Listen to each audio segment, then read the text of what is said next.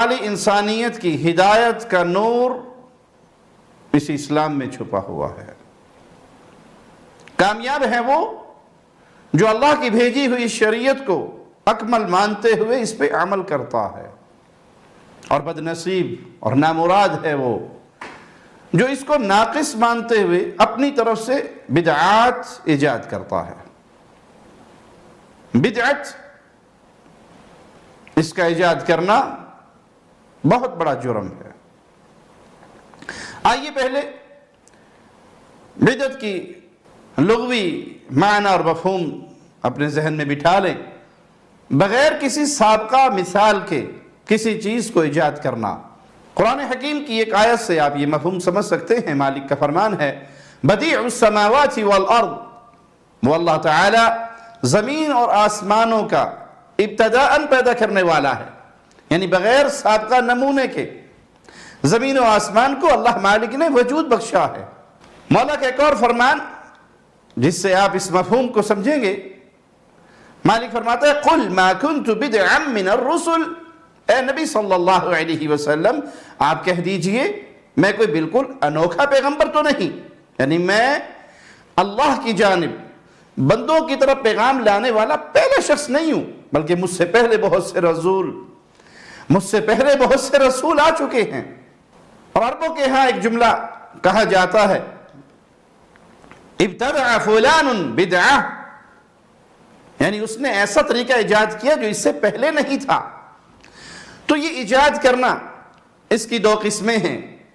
ایک ہے عادات میں، معاملات میں، عادات میں ایجاد کرنا، مثلا روزمرہ کی ضروریات ہیں، نئی نئی چیزوں کی ضرورت پڑتی ہے، انسان اس میں اپنی سہولیات کے لیے نئی نئی چیزیں ایجاد کرتا ہے، یہ جائز ہے، کیونکہ عادات میں اصل چیز حلال ہونا ہے۔ دوسری چیز ہے بدعات، دین کے اندر، دین میں کوئی چیز ایجاد کرنا، دین میں نئی نئی چیزیں پیدا کرنا، یہ حرام ہے، کیونکہ دین میں اصلاً توقیف کا حکم ہے، کتاب و سنت سے ثابت شدہ چیزوں کو ماننا، اس پہ رک جانا، اس میں کسی قسم کی کوئی نئی چیز ایجاد کرنا جائز نہیں۔ جیسے کہ رسول اللہ صلی اللہ علیہ وسلم کا فرمان ہے، اور یہ فرمان صحیح بخاری اور صحیح مسلم میں ہے، من احدث فی امرنا ھذا ما لیس منہ فہو رد، جس نے ہمارے اس شریعت میں کوئی ایسی چیز ایجاد کی جو اس میں نہیں، وہ چیز مردود یعنی ناقابل قبول ہے۔ اسی طرح نبی کریم صلی اللہ علیہ وسلم کا فرمان سنیے جو صحیح مسلم میں ہے، امام الانبیاء فرماتے ہیں من عمل عملا لیس علیہ امرنا فہو رد، جس نے کوئی ایسا عمل کیا جو ہماری شریعت کے مطابق نہیں تو وہ مردود ہے۔ دین کے معاملے میں یہ نہیں کہا جائے گا کہ جی یہ کام کر لیں تو حرج کیا ہے۔ حرج یہ ہے کہ اگر یہ دین ہوتا تو امام الانبیاء علیہ السلام عمل کرتے، بیان کرتے، بتا کر جاتے۔ جب شریعت نے یہ بات نہیں بتائی اور آپ اس کو اپنی طرف سے ایجاد کر رہے ہیں، آپ کی سوچ کے مطابق بھلے یہ اچھا ہے، سب سے بڑا حرج یہ ہے کہ یہ رسول اللہ صلی اللہ علیہ وسلم سے ثابت رہی، اور شریعت کا معاملہ توقیفی ہے، اسلام کا معاملہ توقیفی ہے، جو کتاب و سنت سے ملے گا اس میں رک جانا ہے، اس سے باہر نہیں نکلنا۔ زندگی کے معاملات ہیں، آپ نے سائیکل ایجاد کی، کچھ عرصے بعد آپ نے موٹر سائیکل ایجاد کر لی، آپ نے گاڑی ایجاد کر لی، آپ نے جہاز ایجاد کر لیے، مختلف ضروریات زندگی میں آپ کو جو معاملات پیش آتے رہے اس کے مطابق چیزیں ایجاد کرتے رہے، جائز ہے، حلال ہے، اس میں کوئی رکاوٹ نہیں۔ لیکن دنیا کے معاملات کو دین کے اوپر پیش کر کے دین میں نئے کام کا اضافہ نہیں ہو سکتا۔ کوئی کہے جی دیکھیں مسجد نبوی میں لائٹنگ نہیں تھی، مسجد نبوی میں اے سی نہیں تھے، مسجد نبوی میں ٹائلنگ نہیں تھی، مسجد نبوی کے اندر قالین نہیں تھے، مسجد نبوی کے اندر، تو بھائی یہ دنیا کی چیزیں ہیں، یہ لائٹنگ، یہ قالین، یہ سنگ مرمر، یہ دنیا کے معاملات ہیں۔ دنیا میں جائز ہے اپنی ضرورت کے مطابق آپ جو چیز بھی ایجاد کریں اپنے فائدے کے لیے، شریعت توقیفی ہے، اللہ کی طرف سے نازل شدہ، بس اس میں نہ کمی ہوگی نہ اضافہ ہوگا۔ دین میں دو طرح کی بدعات ہیں، پہلی قولی اور اعتقادی بدعت، یعنی ایسی بدعت جس کا تعلق قول اور اعتقاد سے ہے، جیسے گمراہ فرقوں میں جہمیہ ہے، معتزلہ ہے، رافضہ ہے، اور باقی گمراہ فرقے، ان کے اقوال اور ان کے اعتقادات۔ دوسری قسم ہے عبادات میں بدعت، یعنی عبادات کے اندر نئی چیزیں ایجاد کرنا، اللہ تعالیٰ کی عبادت کسی غیر مشروع طریقے سے کرنا۔ عبادات میں بدعت اس کی بھی چند اقسام ہیں۔ پہلی قسم یہ ہے کہ وہ بدعت جو اصل عبادت میں ہو، یعنی بذات خود وہ عبادت ہی بدعت ہو۔ کوئی ایسی عبادت ایجاد کر لی جائے جس کی شریعت کے اندر کوئی اصل و بنیاد نہیں، جیسے لوگوں نے مختلف نمازیں ایجاد کی ہوئی ہے، یہ نماز غوثیہ ہے اور یہ نماز فلاں ہے اور یہ نماز فلاں ہے، غیر مشروع نماز، غیر مشروع روزہ، غیر مشروع عید۔ شریعت نے آپ کو 2 عیدیں دی، آپ نے تیسری عید گھڑ لی۔ شریعت نے آپ کو جو نمازیں دی، آپ نے اس کے مقابلے پر کوئی اور نماز تلاش لی۔ شریعت نے جو آپ کو روزے دیے، جن روزوں کے ذریعے اللہ کا قرب حاصل ہوتا ہے، آپ نے اپنی طرف سے کوئی روزہ ایجاد کر لیا۔ اس طرح کی بہت سی مثالیں، یہ وہ ہیں جو اصل عبادت میں، یعنی وہ عبادت بذات خود ہی بدعت ہے۔ اور دوسری قسم وہ بدعت جو مشروع عبادت میں اضافے کی شکل میں ہو۔ اس کی مثال یوں سمجھ لیں، ظہر کی نماز، عصر کی نماز 4 رکعت ہے، کوئی 5ویں رکعت کا اضافہ کر لے۔ اب یہ نماز تو اصل ہے، عبادت ہے، لیکن اس میں یہ اضافہ جو ہے، یہ اس کے اندر اضافہ، یہ بدعت کہلائے گا۔ کرنے والے کی نیت بھلے کتنی اچھی ہو، اور یاد رکھیے بدعت کرنے والا ہمیشہ ثواب کی نیت سے کرتا ہے۔ زنا کرنے والا، چوری کرنے والا، شراب پینے والا، ڈاکہ ڈالنے والا، وہ گناہ کا تصور لے کر وہ عمل کرتا ہے۔ اسی لیے گناہگار کو توبہ کی توفیق مل جاتی ہے، اور بدعتی کو توبہ کی توفیق بہت کم ہوتی ہے۔ اللہ اسے ہدایت دے تو دے، اس کو توبہ کی توفیق کم کیوں ہے؟ اس سے توبہ کی توفیق کیوں چھینی گئی ہے؟ کیونکہ وہ اس کو غلط سمجھے گا تو توبہ کرے گا۔ وہ تو عبادت سمجھ رہا ہے، وہ تو ثواب سمجھ رہا ہے، وہ تو اللہ کا قرب سمجھ رہا ہے۔ تیسری قسم وہ عبادت جو مشروع عبادت کی ادائیگی کے طریقے میں ہو اور اسے غیر مشروع طریقے پہ ادا کرے، جیسے اذکار کرنا، ذکر کرنا، دعائیں مانگنا، اللہ کو یاد کرنا، یہ جائز عمل ہے، لیکن اسی کو اجتماعی شکل دے دی جائے، اجتماعی ذکر ہو رہا ہے، قرآن پڑھنا جائز ہے، اس کو اجتماعی شکل دے دی جائے، آؤ آج ہم اکٹھے ہو کر اتنے پارے اونچی آواز میں فلاں گھر میں اکٹھے ہو کر پڑھیں گے، فلاں گھر کے اندر سورۃ یاسین اکٹھے ہو کے پڑھیں گے، فلاں گھر میں اکٹھے ہو کے اونچی آواز میں گا گا کے ہم نے یہ دعائیں پڑھنی ہیں۔ یہ دعائیں اصلاً ثابت ہیں شریعت میں، لیکن اس کا یہ طریقہ کار جو آپ نے اختیار کیا ہے، یہ طریقہ کار شریعت کے مطابق نہیں ہے، یہ بدعت ہے۔ چوتھی قسم وہ بدعت جو کسی مشروع عبادت کو کسی ایسے وقت کے ساتھ خاص کر لی جائے جو شریعت نے خاص نہ کی ہو۔ اس کی مثال آپ کو سمجھا دوں، 15 شعبان کے دن اور رات روزے و قیام کا خاص اہتمام کرنا۔ اب روزہ شریعت سے ثابت ہے، قیام شریعت سے ثابت ہے، لیکن اس کو اس دن کے ساتھ خاص کرنا، اس کے لیے دلیل چاہیے، اور کسی صحیح حدیث میں اس کی کوئی دلیل نہیں ہے۔ صدقہ شریعت سے ثابت ہے، لیکن آپ مرنے والے کے 30ویں دن صدقہ کریں، اس کی طرف سے 7ویں دن کریں، 9ویں دن کریں، 40ویں دن کریں، اس کی موت کے دن کریں، اس کی پیدائش کے دن کریں۔ اب یہ صدقہ کرنا تو ثابت ہے، میت کی طرف سے آپ کنواں کھدوا دیں، مسجد بنوا دیں، مدرسہ بنوا دیں، یتیم خانہ بنوا دیں، ہسپتال بنوا دیں، درخت لگوا دیں، قرآن حکیم کے نسخے لے کے مسجدوں میں رکھ دیں، کوئی حرج نہیں، جائز ہے۔ اس کا دن فکس کرنا کہ یہ عمل صرف 7ویں دن ہوگا، یہ 9ویں دن ہوگا، یہ 10ویں دن ہوگا، یہ چہلم پہ ہوگا، یہ دن فکس کرنا عبادت کے اندر اضافہ ہے، یہ بدعت ہے، اس کے لیے دلیل چاہیے، اور اس کی کوئی دلیل شریعت میں موجود نہیں۔ دین میں جب بدعت کا اضافہ کیا جائے تو اس کا پھر حکم کیا ہے؟ کیا یہ اچھی بات ہے؟ باعث سے اجر و ثواب ہے؟ نہیں، دین میں ہر بدعت گمراہی ہے، اور اس کے لیے دلیل رسول اللہ صلی اللہ علیہ وسلم کا فرمان جو مسند احمد میں ہے اور ابو داؤد میں بھی ہے، وَإِيَّاكُمْ وَمُحْدَثَاتِ الْأُمُورِ، دین کے اندر نئی ایجاد کردہ چیزوں سے بچو. فَإِنَّ كُلَّ مُحْدَثَةٍ بِدْعَةٍ وَكُلَّ بِدْعَةٍ ضَلَالَةٍ، کیونکہ ہر نئی ایجاد کردہ چیز دین میں بدعت ہے اور ہر بدعت گمراہی ہے. کچھ مولوی صاحب کہتے ہیں جی پھر آپ کا پیدا ہونا بدعت ہے، آپ کا سائیکل پہ چڑھنا بدعت ہے، آپ کا جہاز میں بیٹھنا بدعت ہے، آپ کا موبائل استعمال کرنا بدعت ہے. بھائی یہاں معاملہ دین کا ہو رہا ہے، دین کے اندر کوئی کام کرو گے وہ بدعت ہے. معاملات کے اندر، عادات کے اندر، دنیاوی امور کے اندر اجازت ہے. وَإِيَّاكُمْ وَمُحْدَثَاتِ الْأُمُورِ فَإِنَّ كُلَّ مُحْدَثَةٍ بِدْعَةٍ. رسول اللہ صلی اللہ علیہ وسلم فرما رہے ہیں ہر بدعت گمراہی ہے. اس میں کوئی تقسیم نہیں ہے کہ یہ اچھی بدعت ہے یہ بری بدعت ہے. دین کا معاملہ جہاں آئے گا وہاں پر ہر بدعت گمراہی ہوگی.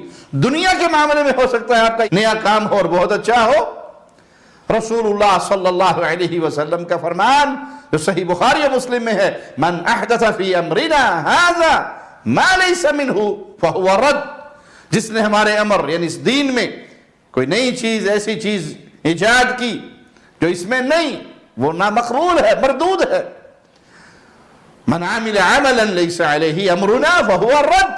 جس نے کوئی ایسا عمل کیا جس پر ہمارا حکم نہیں، وہ مردود ہے.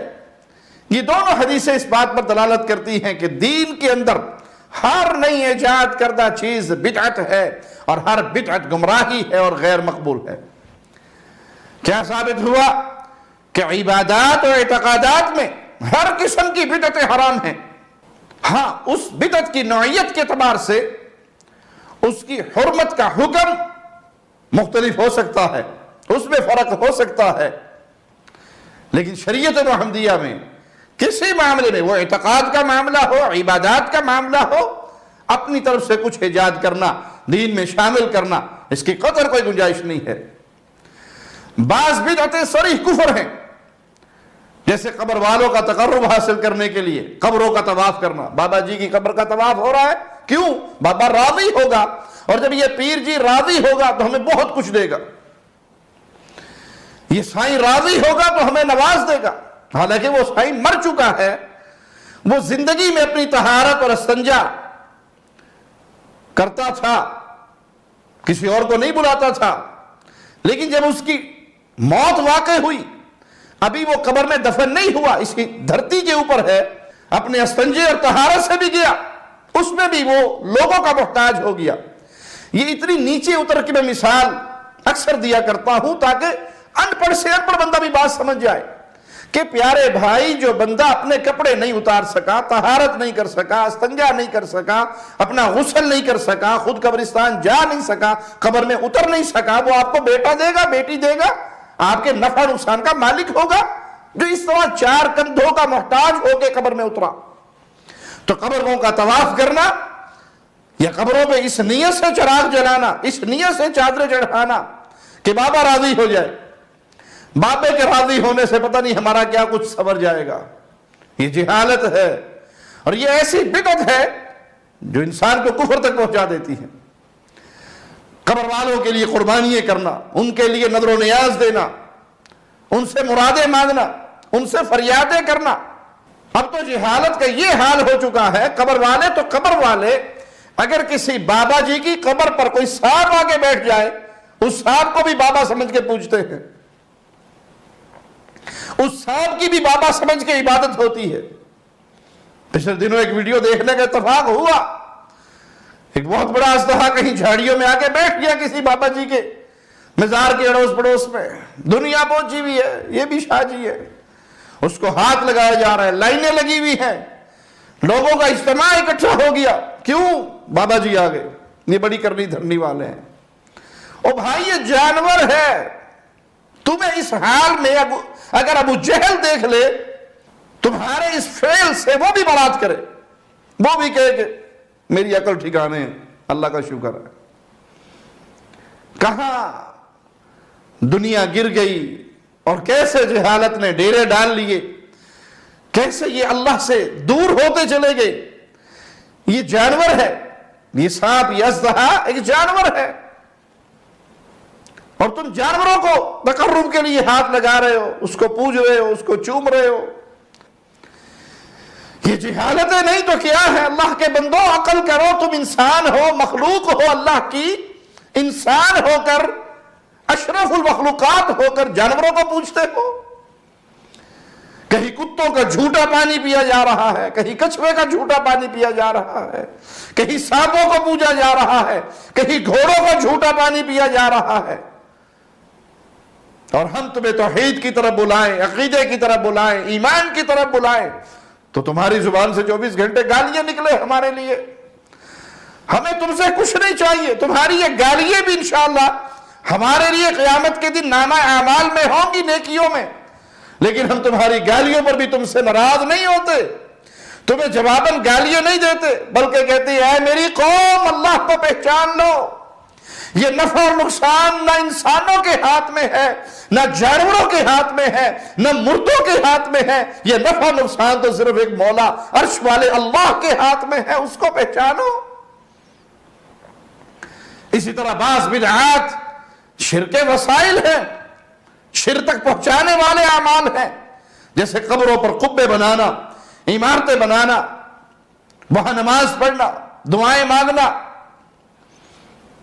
یہ وہ مسائل ہیں جو انسان کو اس شرک کی ہلاکت میں پہنچا دیتے ہیں. اسی طرح بعض بدعتیں فسق اعتقادی ہیں، جیسے خوارج کا، قدریہ، مرجیہ کے شرعی دلیلوں کے خلاف ان کے اقوال و اعتقادات. اور بعض بدعات صرف معصیتیں اور نافرمانیاں ہیں، جیسے ترک دنیا، رہبانیت اختیار کر لینا، جوگی پن، سادھو پن، جنگلوں میں نکل جانا، دریاؤں کے کناروں پہ چلے جانا، سمندروں میں، ان کے کناروں پہ، سمندروں پہ چلے جانا، دنیا سے کٹ جانا. یا آپ دیکھو گے بعض لوگوں کو دھوپ میں کھڑے ہیں، کسی کو دیکھو گے وہ ایک ٹانگ پہ کھڑا ہے، کسی کو دیکھو گے کہ وہ اپنی شہوت کو ختم کرنے کے لیے خصی ہو جاتا ہے کہ بالکل دنیا سے میرا تعلق ہی ختم ہو جائے گا. یہ معصیتیں ہیں، نافرمانیاں ہیں، شریعت نے یہ حکم نہیں دیا. بعض لوگوں نے یہ تقسیم کی ہے کہ بدعت حسنہ ہے اور بدعت سیئہ ہے، اچھی بدعت بھی ہے اور بری بدعت بھی ہے. یہ تقسیم کرنے والے غلطی پر ہیں، کیونکہ رسول اللہ صلی اللہ علیہ وسلم کا فرمان بڑا واضح دو ٹوک ہے، فَإِنَّ كُلَّ بِدْعَةٍ ضَلَالَةٍ، ہر بدعت گمراہی. اب جو یہ کہے کہ نہیں بدعت اچھی بھی ہو سکتی ہے اور بری بھی، بدعت حسنہ بھی ہے اور سیئہ بھی ہے.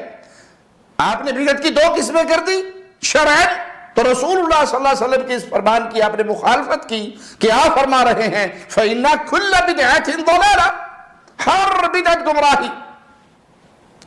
آپ صلی اللہ علیہ وسلم نے تمام بدعات پر گمراہی کا حکم لگایا، اور آپ نے کہا کہ نہیں کچھ گمراہی ہے اور کچھ اچھی ہے.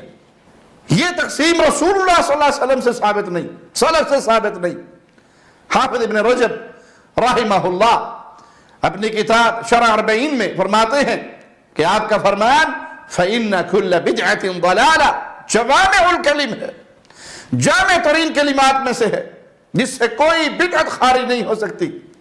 اور یہ دین کے اصولوں میں سے ایک عظیم اصول ہے، اور آپ صلی اللہ علیہ وسلم کے اس فرمان کے مشابہ ہے کہ من احدث فی امرنا ھذا ما لیس منہ فہو رد، جس نے ہمارے اس امر میں کوئی ایسی چیز ایجاد کی جو اس میں سے نہیں، وہ مردود ہے. لہذا کسی نے کوئی ایسی چیز ایجاد کی اور اسے دین کی طرف منسوب کیا، حالانکہ دین میں اس کی کوئی اصل و بنیاد نہیں، جو اس کا مرجع ہو تو وہ گمراہی ہے، اور دین اس سے بری ذمہ ہے، چاہے اس کا تعلق اعتقادی مسائل سے ہو یا ظاہری و باطنی اعمال یا اقوال سے ہو. بدعت حسنہ کے قائلین، ان کے پاس سیدنا عمر بن خطاب رضی اللہ عنہ وارضاہ کے صلاۃ التراویح کے بارے میں ان کا قول نعمت البدعۃ ھذہ، یہ کتنی اچھی بدعت ہے، یہ قول ہے ان کے پاس، اور اس کے علاوہ اور کوئی دلیل نہیں. اور بعض یہ بھی کہتے ہیں کہ کچھ چیزیں نہیں ایجاد کی گئی، لیکن سلف رحمہم اللہ انہوں نے اس کا انکار نہیں کیا۔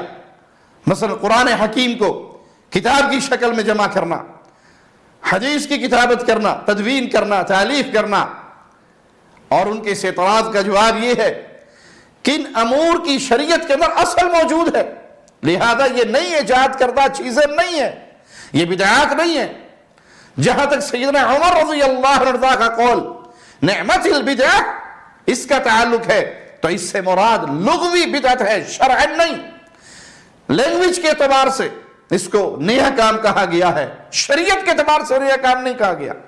تو یہ بات یاد رکھیے، جس چیز کی شریعت میں اصل موجود ہو، جس کی جانب رجوع کیا جا سکے، جب اس کے بارے میں یہ کہا جائے کہ وہ بدعت ہے تو اس سے مراد لغوی معنی لیا جا رہا ہے، شرعی معنی مراد نہیں۔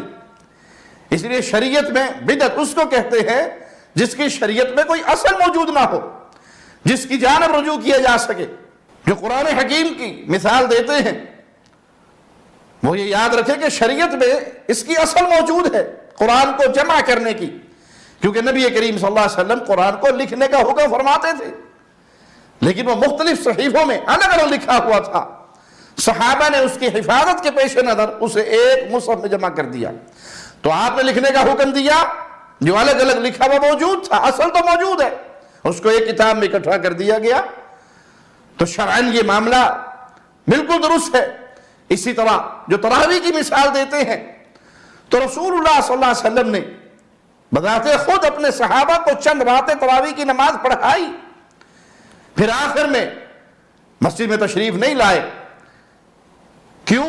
اس خوف کی بنا پر کہ کہیں یہ تمہارا جوش و جذبہ دیکھتے ہوئے اللہ مالک تم پر فرض نہ کر دے، میری امت کے لیے مشکل نہ ہو جائے۔ اب اللہ کے نبی صلی اللہ علیہ وسلم فوت ہو گئے تو فرضیت کا حکم جو آنا تھا وہ تو شریعت کا حکم تھا نا، آپ کی وفات سے شریعت کے احکامات تو بند ہو گئے، اب نیا حکم تو نہیں آ سکتا، کوئی فرضیت کا آرڈر تو نہیں آ سکتا، وحی تو بند ہو گئی، نبی تو فوت ہو گئے صلی اللہ علیہ وسلم۔ تو سیدنا عمر نے اپنے زمانے میں ان کو ایک امام کے پیچھے اکٹھا کر دیا، جس طرح وہ رسول اللہ صلی اللہ علیہ وسلم کے پیچھے چند راتیں انہوں نے پڑھی۔ تو یہ دین میں نیا کام نہیں، اس کی اصل موجود ہے۔ اللہ کے نبی صلی اللہ علیہ وسلم نے فرضیت کے حکم کے خطرے کی بنا پر اپنے صحابہ کو مستقل یہ نماز جماعت سے اس طرح نہیں پڑھائی، لیکن چند راتیں پڑھائی، اصل موجود ہے۔ اسی طرح حدیث کی کتابت، حدیث کی تدوین، یہ بھی اصلاً شرعاً، یہ بھی شریعت کے اندر اصل موجود ہے۔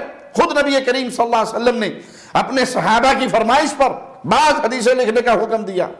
سیدنا عبداللہ بن عمر بن عاص نبی کریم صلی اللہ علیہ وسلم کے زمانے میں حدیثیں لکھا کرتے تھے، اور آپ کی زندگی میں بشکل عام حدیث لکھنے سے ممانعت اس لیے تھی، اس خدشے کے پیش نظر کہ کہیں قرآن حکیم کے ساتھ کوئی اور چیز مکس نہ ہو جائے، خلط نہ ہو جائے۔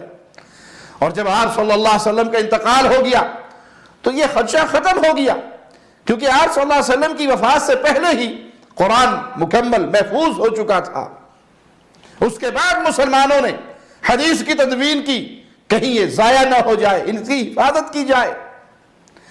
لہذا اللہ تعالیٰ انہیں اسلام اور مسلمانوں کی طرف سے ہمارے اسلاف کو بہترین جزا عطا فرمائے، جنہوں نے اپنے رب کی کتاب اور اپنے نبی صلی اللہ علیہ وسلم کی سنت کو ضائع اور برباد ہونے سے بچانے کے لیے یہ قدم اٹھایا۔ اللہ ان سے راضی ہو۔ تو پیارے بھائیوں، شریعت مکمل ہو چکی ہے، شریعت کے احکام پورے ہو چکے ہیں۔ رسول اللہ صلی اللہ علیہ وسلم کی زندگی میں اللہ نے اس دین کو پورا کر دیا آپ کی وفات سے پہلے۔ اب کوئی بھی عمل کرنا ہو تو اس کو تلاش کیجئے، یہ کتاب و سنت میں ہے، یہ قرآن اور حدیث میں ہے، یہ اللہ کے حکم اور اس کے رسول صلی اللہ علیہ وسلم کے حکم سے ثابت ہے۔ اگر وہ شریعت میں ثابت ہے، اگر وہ شریعت میں موجود ہے، شریعت سے ثابت ہے، تو اس پہ عمل کیجئے۔